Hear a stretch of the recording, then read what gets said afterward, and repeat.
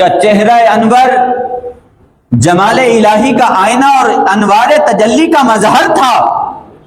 حضرت ابو ہریرہ رضی اللہ تعالی عنہ آپ فرماتے ہیں کہ ایک مرتبہ میں نے سرکار دو عالم صلی اللہ علیہ وسلم کو چاندنی رات میں دیکھا۔ فرماتے ہیں کہ میں ایک نظر چاند کی طرف دیکھتا اور ایک نظر سرکار دو عالم صلی اللہ علیہ وسلم کی طرف دیکھتا۔ بس میں نے جب بھی سرکار دو عالم صلی اللہ علیہ وسلم کے چہرے انور کو دیکھا تو چاند سے زیادہ خوبصورت دیکھا۔ حضور کا چہرہ انور چاند سے زیادہ خوبصورت تھا۔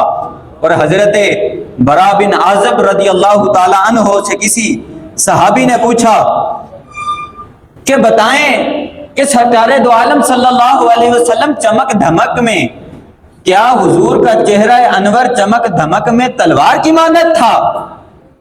تو آپ فرماتے ہیں کہ نہیں، سرکار دو عالم صلی اللہ علیہ وسلم کا چہرہ مبارک چاند کی مثل تھا۔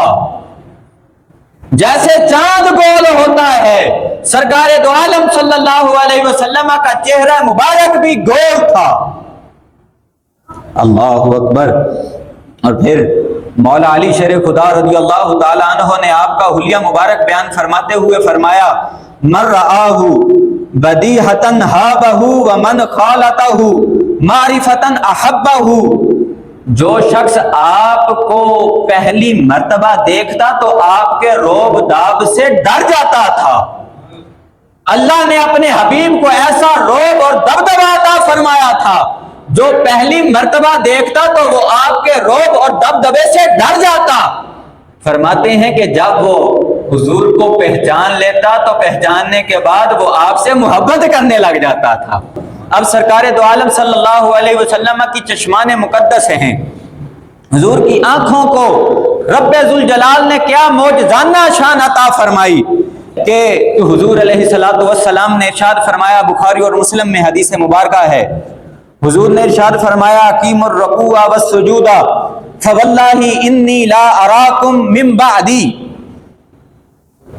حضور نے ارشاد فرمایا کہ اے میرے غلاموں، اپنے رکوع اور سجود کو صحیح طرح سے ادا کرو۔ فواللہ، اللہ کی قسم، انی لا اراکم من بعدی، جیسے میں آگے دیکھتا ہوں ویسے میں پیچھے بھی دیکھتا ہوں۔ تمہارے رکوع اور سجود میری آنکھوں سے پوشیدہ نہیں ہیں۔ حضور صلی اللہ علیہ وسلم کی آنکھوں کا دیکھنا محسوسات تک ہی محدود نہیں تھا، بلکہ آپ غیر ملائی اور غیر محسوس چیزوں کو بھی دیکھ لیا کرتے تھے، وہ چیزیں جو ہم انسان نہیں دیکھ سکتے۔ حضور علیہ الصلوۃ والسلام نے ارشاد فرمایا، مسلم میں حدیث مبارکہ ہے، حضور نے ارشاد فرمایا، واللہ ما یکفی علی رکوعکم ولا خشوعکم۔ اے میرے غلاموں، تمہارے رکوع اور تمہارے خشوع میری نگاہوں سے پوشیدہ نہیں ہیں۔ اب خشوع کیا ہے؟ خشوع کیا ہے؟ خشوع دل کے خوف اور عاجزی کی کیفیت کا ایک نام ہے۔ کیا آپ میرے دل کی کیفیت کو جانتے ہیں؟ دیکھ سکتے ہیں؟ میرے دل کے اندر جو خوف ہے، کیا آپ نے کبھی دیکھا ہے؟ کبھی میرے دل کے اندر کی عاجزی کو دیکھا ہے؟